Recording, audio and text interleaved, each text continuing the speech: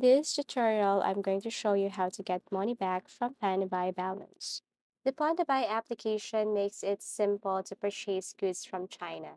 They provide free purchasing, warehousing, and shipping services.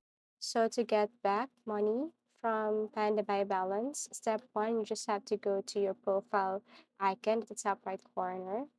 Now scroll down and look for order.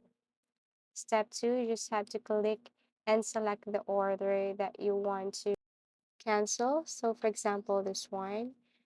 And then step three, what you're going to do is to simply go to this section and then choose the reason why you don't want to continue this process or you want to cancel this item.